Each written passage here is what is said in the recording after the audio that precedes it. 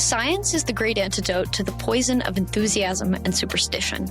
Hi, I'm Juliet Selgren, and this is my podcast, The Great Antidote, named for Adam Smith, brought to you by Liberty Fund.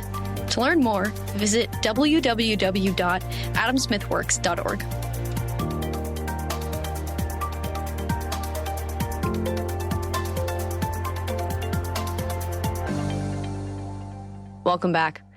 On today, July 28th, 2023, I'm excited to welcome Lawrence Reed to talk about America's best and worst presidents, along with the characteristics that define these sorts of leaders and the important things to look for. Reed is the president emeritus of the Foundation for Economic Education and of the Mackinac, I just learned how to pronounce that, Center for Public Policy.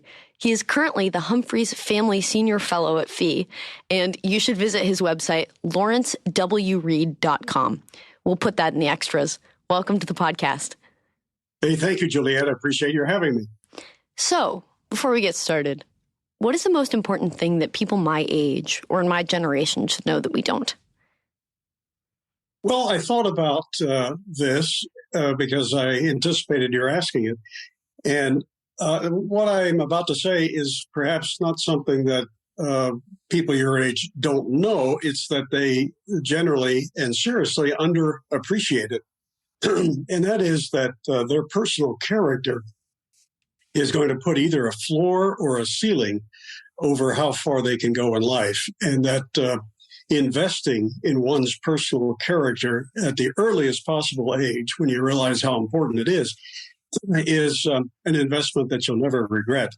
And so when I talk to young audiences and have an opportunity to explain this, I tell them that the one thing for sure they will never regret late in life, if they start investing in it now, would be things like their personal honesty, humility, and by humility, I mean an intellectual humility, recognizing that as much as they may know, there's still a universe of knowledge out there that they don't know, and other attributes of strong character like responsibility, courage, and gratitude. Investing in those things will make you a person of influence and someone who can leave the world in a better place than you found it. That's a brilliant piece of advice. I love that. Well, I guess without further ado, because this is directly relevant, let's get started. So, okay. Historically, what has been the role of president? We talk about how the presidents of the United States wear a lot of hats, but how is that different from other countries? Well, in America, the president, of course, is the chief executive officer, but he or she is not an emperor, a dictator, or an all-powerful person, as in some places a person in a similar position might be. Our presidents are elected, but that position has, I think, to a great degree, unfortunately, evolved over the decades since our first one, George Washington, in the direction of the aggregation of more power in the hands of a president. And as one who believes in limited government and the original Constitution, I'm a little disturbed by that. But I'm still very happy by the fact that a president of the United States is not a monarch, not a dictator, can only serve 2 terms. We fixed that problem after Roosevelt. And also that the people do have some say, not only in who that person is, but also how long they stay in office, and they can even run against them if a person wants to. So those are things I'm still very grateful for. So I guess we'll get into this a little bit, I think, but the executive has grown. Kind of how did that happen, and what do you think the role of the president should be now? How has it changed in a way that you should we revert to what it was once, and how would that happen maybe? Well, as a believer in limited government in the Constitution, I'm one who believes that perhaps all branches of government, certainly the executive and the legislative, should be curtailed, that they have exceeded their authority. And that has happened for a number of reasons. One is that the American people of recent generations are not the same American people of the first few generations in our country's history. I think in terms of our mentality, our thinking towards things like the role of government, we have changed as a people. We rely upon government for far more things than our original founders intended us to. And that's come as a result of both a philosophy that's taken root in the country that we can have good and big government at the same time if we put the right people in charge of it. I quarrel with that strenuously, but that's a philosophy that has sort of taken root in the country. And also, we've had some serious events that have conditioned people to think that more government is the answer. Needless to say, the Great Depression is a leading contender in that category, even though it was caused by government itself. But nonetheless, it produced such catastrophic conditions that many Americans thought, well, we have to have more government, just like my teacher told me. That's perhaps another issue for another day. But those events like that, World War I certainly, and other events have pushed us in the direction of giving government more power than our earliest Americans ever thought it should have. Are there some traits among presidents that they all have in common, for better or for worse? I mean, I know that the role of president has kind of changed, but does it differ from person to person or by historical context? Or are there things that are true of almost every presidency, of a president generally? Well, until recently, I used to say that every single one of them wanted to get elected and, if possible, reelected. But then there may be one exception to that, and that is James Garfield, who was elected in 1880. He was not perhaps, but most assuredly, the most reluctant presidential contender. He went to the Republican convention in 1880, intending to place a nomination in the name of another man, but he gave such a good speech that the crowd turned away from his candidate and all the others, and instead started clamoring for Garfield. And he went around to the state delegations at that convention saying, "Stop voting for me. I don't want the job." But he was so well respected and liked that on, I think it was the 36th ballot, he got the nomination. And he was sick to his stomach and left the convention at that point. But he was prevailed upon to accept the nomination, and he ran, and he won. Actually, that quality in Garfield, not really wanting the job, not lusting after it, and certainly not willing to do anything to get it, is endearing to me. But otherwise, the desire to get the office is certainly pretty common with all of them. But also, by and large, with a few exceptions, these have been men who have shown some leadership abilities in one walk of life or another, if not in politics, perhaps in business or in the military or in government. You have to have some leadership qualities, I think, to ever get the job. And by that, I mean leadership qualities in a positive sense, the notion of commanding the respect of people because of the example that you set, not by barking orders or using coercion to get your way. So they all had that to some degree or another, but they also had very wide-ranging personalities, some not so good and others just super admirable. So it's quite a varied lot, really, the 46 presidents we've had. But maybe at least some leadership qualities would be common among them all. So, I mean, about Garfield, briefly, is there a fine line between not necessarily wanting to be president, not lusting after it, as you said, and being a good president? I would think you should want someone who wants to lead to a certain extent. I mean, I know George Washington didn't entirely want to lead, but he still did it. So did Garfield live up to that duty almost in the same way or in a similar way? Or do you think it always plays out? Well, I think that Garfield had he lived, he only served about 5 months because he was shot in July. He took office in March of 1881, was shot by a would-be assassin in July, lingered until he died in September. So he wasn't in office very long, but the brief time that he was, he did show some terrific qualities. I think that had he lived, he might be among the better presidents that we've had. I think he was a man of honesty and integrity. He, in the time he had, he tried to do what he thought was right, and usually it was.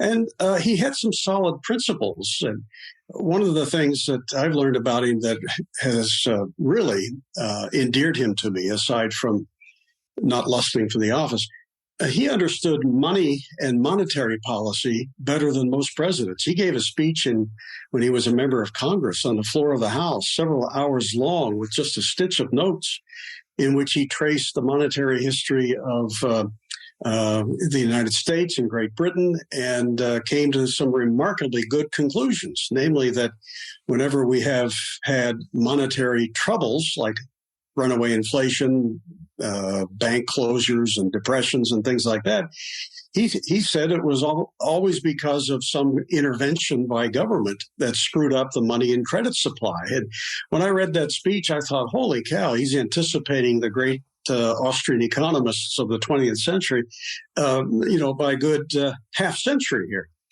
That really impressed me. The man was smarter than probably most people who knew him ever gave him credit for.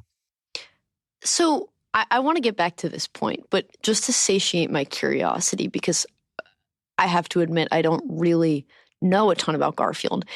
Why did he get assassinated? Does that show that someone isn't likable? I don't know. He was shot by a disgruntled office seeker, likely deranged.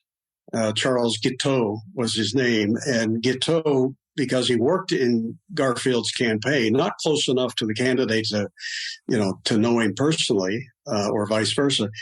But he had it in his mind that because he worked to elect Garfield, that he was entitled to some political appointment. And when Garfield was elected, Guiteau wrote several letters that either never made their way to the president, or the president simply rejected for one reason or another. I don't know. But he didn't get the appointment, and he thought he was wronged because of it. And so he decided he was going to shoot the president, and he did. I think it was at the Baltimore rail station.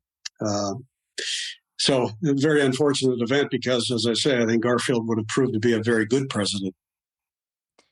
And that, kind of says something about political favors, I think, because, I don't know how many disgruntled hoping to be appointees would do that nowadays.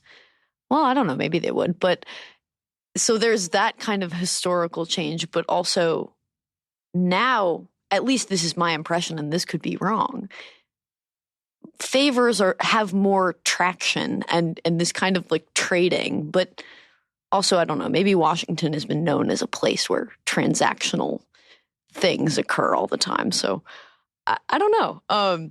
But I guess. Oh, I'm sorry. Oh, no, go ahead. Well, you've touched, Juliet, on something I mentioned earlier about the growth of the power of the government in both the executive and the legislative branches, and this is one testimony to it. The fact that the president does have today an immense amount of power he can distribute. He can offer appointments and make appointments to positions that have enormous influence over the economy and over the lives of other people. And so there lots of people out there who would love to have power. They lust for it. And the way to get it, some of them think, is to get close to those who have it and lobby them for appointments or handouts, subsidies, whatever they can get from this gargantuan government that now has all these favors to pass out. It's very corrupting, not only of government itself, but of the people who seek its power. So I kind of want to follow down this line, but tie it back to Garfield, and I think this will tie into the greater conversation. So you mentioned in talking about him and in talking about presidents generally, character. And you mentioned this in your response to the first question of how important it is. So I guess, how important is that to the policies or the, I don't know a better word than like vibe of your administration? I know that the president himself at this point has only grown in the influence over the current administration that they preside over, but how important is character to the behavior of an administration or to the things that happen under that president? I think character is very important in any position, not simply that of President of the United States. As I mentioned earlier, it either puts a floor under how far you can go or puts a ceiling over how far you can go. And it determines to a considerable extent how you act. A person of solid character maybe can make it through 4 years or 8 years of government and be minimally corrupted. But that's a challenge. Even those with the best of character can be brought low by the very corrupting influence of power and all the things the president is supposed to do these days. But if you've got solid character, if you're honest and you believe that truth is worth fighting for, it's a value in and of itself. It isn't simply a convenience that you can toss to the wind for personal short-term political advantage, then you have a chance to be a great president. And also, if you're humble enough to realize that though you may be a very important person known by just about everybody, that doesn't mean that you know what you think you might know. Doesn't mean that you know how to live the lives of 330 million other people. Doesn't mean you know how to plan an economy. Nobody does. So if a president remains humble and doesn't think that because he has this office, he's got all these magical powers and abilities, then he has a chance to be a great president. But he also has to be a good leader in the sense he has to set a good example. Because if your underlings, if your staff, if the government as a whole, if the people in it come to think that, hey, this is a rotten fish and it stinks from the head down, then they feel like they've got a license to misbehave. I mean, if the president at the top is misbehaving, setting a poor example, engaging in corruption, then, you know, that's kind of like licensing the rest of the government to do the same. But if you serve in an administration, that this is a president who means business, who will not tolerate corruption and malfeasance and any overbearing or unconstitutional actions. If you know he'll hold you accountable, then you're going to maybe clean up your act. So the president does set the table, and how he sets it really is a function of his character. So on the one hand, you have this, and then the growth of the power of the executive and the amount of power you can trade for your own gain, inevitably. But then also, I think the Garfield example really amazingly shows something that I think I always point to Abraham Lincoln. And I'm like, read the Lyceum Address. It's awesome. Everyone, read the Lyceum Address. But I think you can kind of very clearly and pretty indisputably see a shift from presidents that grappled with what the role they played was, and where we can still read about Abraham Lincoln's political philosophy or Garfield's takes on monetary policy. Whereas now, that's not why we would read things that they've said or written. And I don't know, I guess the question becomes like, why has the presidency changed from a very duty-oriented, very responsible for how you carry yourself in a lot of ways? I think I can say that. An intellectual president to more of a political, almost like conniving type of president. Why has that shift occurred? Because I think all of these things kind of trend similarly. Yeah. Lord Acton perhaps gave us the best answer to your question when he told us famously that power corrupts and absolute power corrupts absolutely. I don't know of any other motivation that is more destructive to a society than the lust for power. It can take the best of people and grind them up and make them corrupt and compromise their character, sometimes totally. So that's part of the problem. And the bigger government gets, incidentally, the more corrupt it becomes, almost by definition. The more favors it has to pass out, the more people are going to do just about anything to either get in charge of it so they can get more for themselves or to keep it at bay because it's just all over the place. It's all over their lives. So they want to get in charge of it to get something or get it off their back. And that tends to produce endless corruption, which then has the effect of discouraging truly good people from ever seeking office.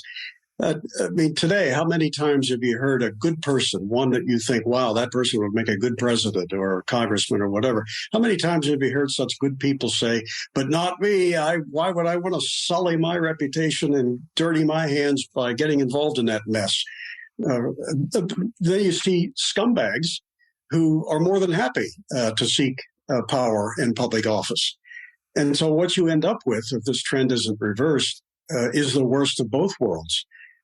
Big government controlled by bad people. And that's very opposite to what our founders intended. They wanted to see virtue in people, but even that they knew would have to be checked by the institutions of a limited government. And today, I think most of our founders would be appalled if they saw that what we have built on the edifice that they created is big government run by bad people. So I guess, is there something structural where we didn't necessarily select for the worst or presidents that we would not like to emulate character-wise, maybe? Mm-hmm. Is there something that could be done I'm thinking kind of public choice, structural way that we elect presidents or that they're incentivized to run, kind of this like lusting for office. Is there a way to structurally prevent against that? Because I've recently been really challenged in the idea that we actually do need good people in government, and I do think there is merit to that, but I still really am staunchly in the camp that we need to set up the institution so that even if it's not the best person, then they can't mess up so bad. Or even if it's a good person, they can't be tempted to mess up so bad. Because even people with great character are not absolutely flawless. So is there something that could be done? Yeah, institutionally, there are some things that would be helpful in reversing these bad trends. One would be probably term limits. I think that would be helpful. Term limits for members of Congress. Maybe another structural institution would be repeal of the income tax, because that has been an engine for the growth of government and also for people to demagogue their way to office by appealing to people's baser instincts at their expense. And maybe we could also undo some of the prior structural changes we made in the country that have been not helpful, that have been in the wrong direction. For instance, our founders intended the Senate in Washington to be made up of appointees from the states by state legislatures. And then the 17th Amendment came along about 110 years ago that changed that and said, no, we're going to require that senators be popularly elected in their states and take it out of the hand of the legislatures. At the time, a lot of people said, well, we got to do this because legislatures are corrupt and they're sending their cronies to Washington. And there was some of that, no question. But it's been shown by Todd Zywicki and other economists and historians that what we ended up doing with the 17th Amendment was simply transferring corruption from the legislatures to Washington. We're not getting any cleaner federal government because of that amendment, but we do get government now that imposes things on the states that might never have happened if the senators had been responsive directly to the state legislators. We get unfunded mandates, for instance, imposed upon the states by the federal government, in part because senators don't pay a penalty directly for imposing on their state legislatures back home measures that the federal government wants them to carry out. So, that's one example that we could undo, I think. Yeah, that's a great example. Listeners, go check out my episode with Todd Zwicky, the one and only, on this very topic. It's a great one. It was from a while ago, but maybe you'll see that I've grown up a little bit. But it's still an amazing episode, so go check it out. I think kind of still along these lines, but as we get into the best and worst presidents, I want to ask about how we even go about judging a president, because we do have a system of checks and balances. And so it's sometimes difficult to separate a president from things that happened under them and in their administration, or historical things that mean that the role of the presidency has been different.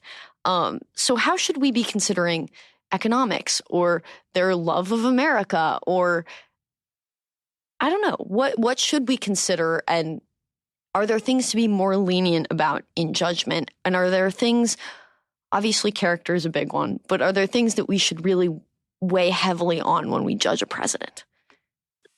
Well, the first duty of a president that he swears the moment he's inaugurated is to uphold and defend and protect the Constitution.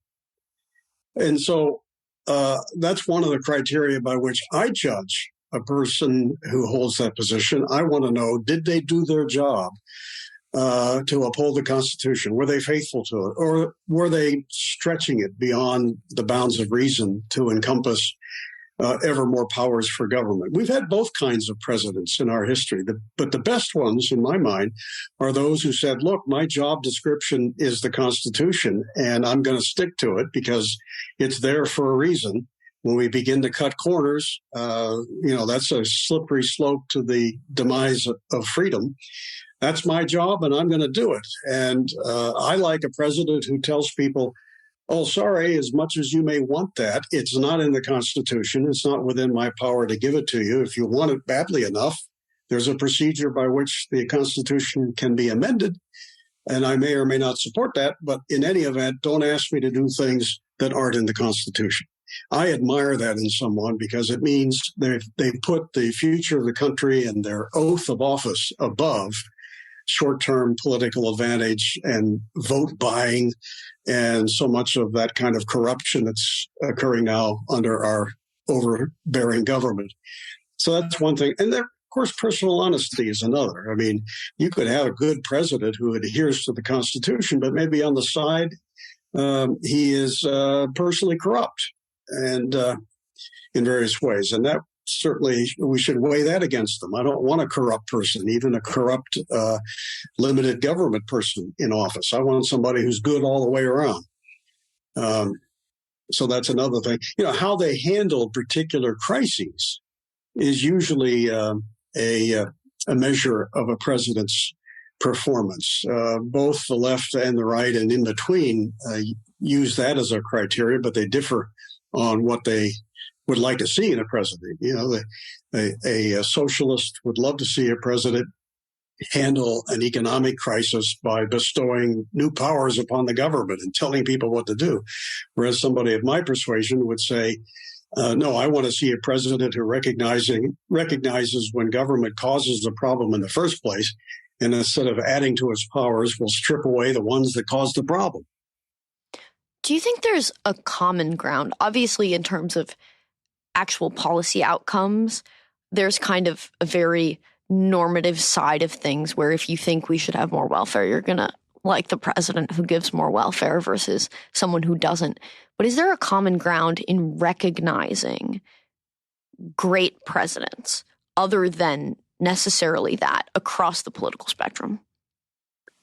I think almost everybody respects a leader, a president who says what he means and means what he says, who has principles.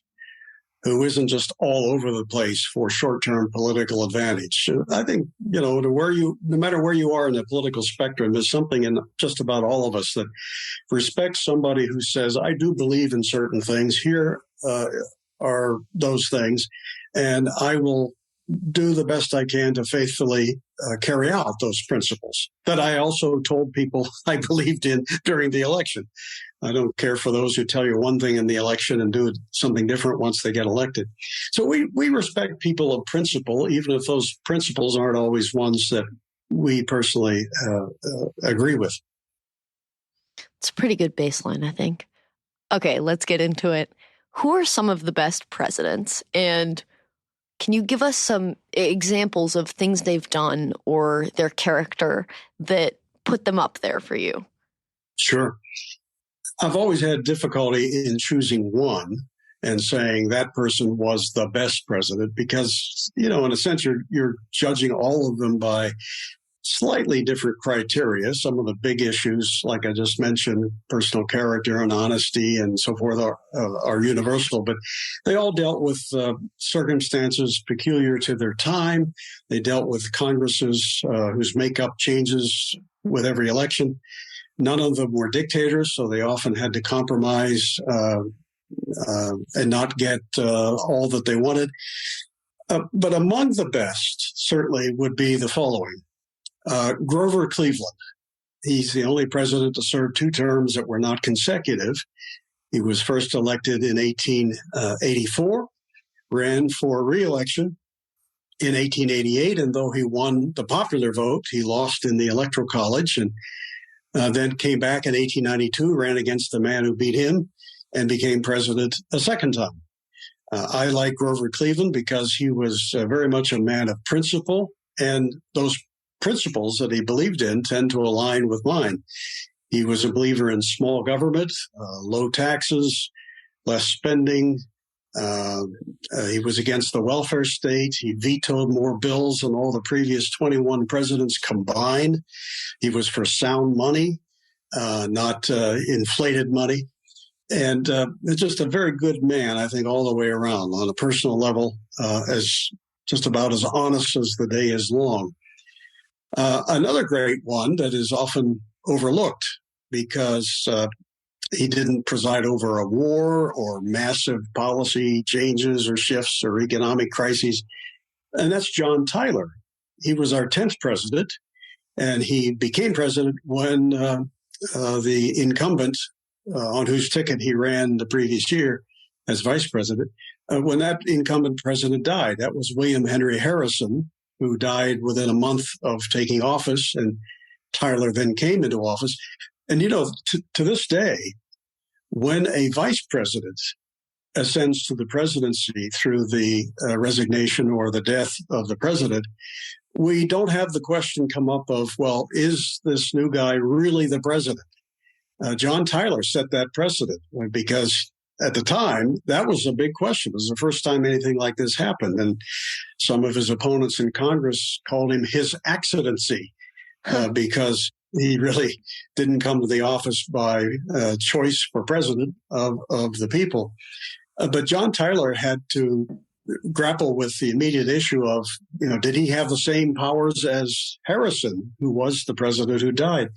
And he made it plain that under the Constitution, as he read it, and I think he was right, he was not an acting president. He was not an interim president. He was not a part-time president. He was the president, just as much as Harrison had been before him. And nobody questions that today, but it was Tyler who set the tone for that. And he also, I think, was a very courageous man. He actually opposed much of what Harrison stood for. And he championed sound money. He was against rechartering a national bank. He was against subsidies for local governments and businesses. And I think was right on the issues. And a very good president. But the Whig Party turned against him, and he didn't even get renominated in 1844. But he served all but 1 month of a full term as president. Wow. I like that. It's making me wonder whether we should consider? And obviously, presidents don't die or get shot super duper often, but we are electing a vice president to be essentially like the substitute to become the president if something happens to the current president. I never think about that because I think they come as a pair. And I wouldn't be surprised if other people thought that. Maybe it's just me. Maybe that's something I need to reevaluate. But I don't think so because it's kind of taught and presented as they are a pair. But do you think we kind of don't weigh the judgment on who the vice president nomination is as importantly as we should? Because it seems like in a lot of cases when this happens, it can either be great or it can be disastrous. And maybe for political reasons, like with Lincoln and his second election, you put someone who is like the opposite of you for political appeal, right? Yeah. Yeah, I think we should put more emphasis on who the vice president is and weigh that in our calculations. But maybe just as importantly, I wish presidential nominees and their parties, I wish they took that more seriously. I mean, the best example of them not taking it seriously is our current vice president, frankly. She was not chosen because of any particular competence or oratorical abilities. I'm not, but she checked a few boxes, and so Joe Biden said, "Let's put Kamala Harris on the ticket." And now there's an awful lot of buyer's remorse about her. But you can't blame the voters if they don't put a high import on the vice presidential pick, because I mean they do run as a package, and so you're sort of pushed to make your decision based upon how you like the presidential candidate. And if you like that one and not the vice president, what can you do? I mean, maybe the presidential candidate of the other party isn't somebody you can vote for. So, that's one of the limitations of politics. And it's another argument, I think, for keeping it a limited corner in our lives, because when I go to the grocery store, I buy exactly what I want. And I come away rather happy with just about everything. I can even return something if I'm not happy. But when I go into the world of politics, I kind of have to go for the whole package, even if part of it stinks to high heaven. So that's an argument to me, for keeping government small in the first place, because it suffers from such serious flaws. Yeah, it's funny because we often talk about how in politics and with policy and with parties, you have to vote for a bundle, even if you don't actually believe in every single part, because why should what you believe about healthcare have anything to do with your beliefs on foreign policy? It seems like we've done this with people too, kind of ironically and maybe a little problematically. If you want to see, listeners, a example of Kamala Harris's rhetorical skill, there's a video out there from a few years ago of her talking about transitory inflation, and Garfield would be upset, I think. I think maybe is a good way to put it. Okay. I have one last question for you before the final question. Who are some of the worst presidents in your opinion, and what makes them so? I have ranked one as, in my opinion, the worst of all presidents for a very long time. There are days now when I think Joe Biden is giving that person a run for his money, but I still think the worst of all the presidents we've had was Woodrow Wilson. On both a personal level as well as a presidential and policy level. Woodrow Wilson was a unrepentant racist. He was he resegregated much of the federal government. In terms of policy, he was a radical interventionist. He was a progressive in the heyday of progressivism, which meant he really had considerable disdain for the limitations of his power placed upon him by the Constitution, because he thought smart people like him should really run the show, and because they know so much more than the rest of the public. He concentrated power to the best of his ability. He made government ever bigger. He gave us the income tax. He gave us the 17th Amendment. He was just a very, very bad president. And he set the precedent. A lot of people would say, well, what about FDR? He gave us all these alphabet agencies. He ballooned government so massively. Yeah. Well, one of the reasons he was able to do that is that Woodrow Wilson had set a precedent. And so I have to blame him for that. And I also tangentially blame Teddy Roosevelt for giving us Woodrow Wilson.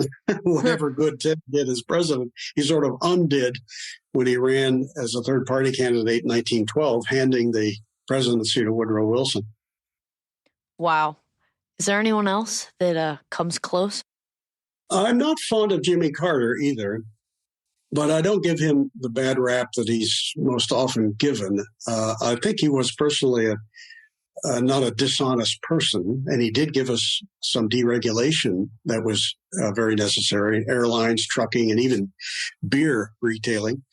But by and large, he was an ineffective and relatively incompetent administrator. He was a micromanager, which rarely works in the management of anything. You even had to go to him to find out if you could get permission to play on the White House tennis courts. I mean, any sound administrator in his position would have said, that's not a decision I need to make. Let's have the groundskeeper make that decision, or whoever. But Jimmy spent a lot of time micromanaging other people. So they're among the worst.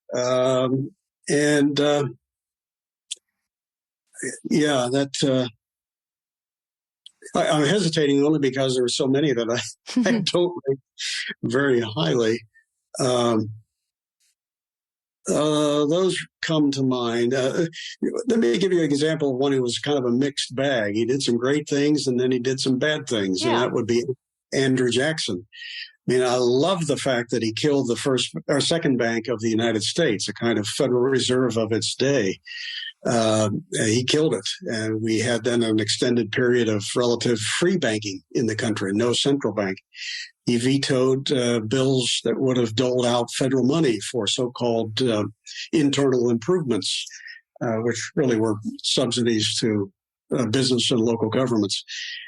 But then, of course, he was the man who engineered the Trail of Tears, the forced expulsion of Indians from places like Georgia, where I live, on out to Oklahoma, a very tragic episode in American history. I understand the conditions that prompted him to make that decision. He wasn't inherently an evil, nasty, rotten person who wanted to harm the Indians, but he just made an error in judgment that led to some catastrophic outcomes.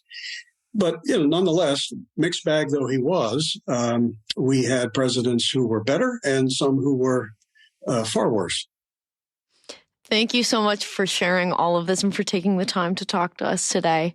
I have learned a ton, and I'm sure my listeners have as well. I have one last question for you. Okay. What is one thing that you believed at one time in your life that you later changed your position on, and why? Yeah, I have changed my mind on a few things, but probably the single biggest issue would be the death penalty. For decades, I favored it. And, I observed that there were certainly people who richly deserved it. I still think there are people who richly deserve it. But I also came to understand in time that the death penalty turns out to be another failed government program. And just too many instances, I think, out there of people who were sent to the chair or lethal injection who, it turns out, upon closer examination, didn't do it. And that really troubles me. And so I've come to oppose it. If I thought government was far better at it and more efficient at it and more careful about it than it is, maybe I'd be persuaded to support it again. But I don't see that happening anytime soon.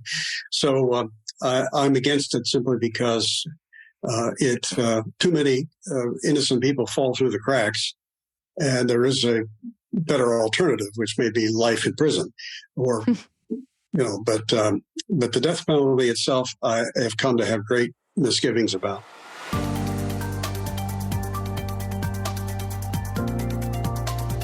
Once again, I'd like to thank my guests for their time and insight.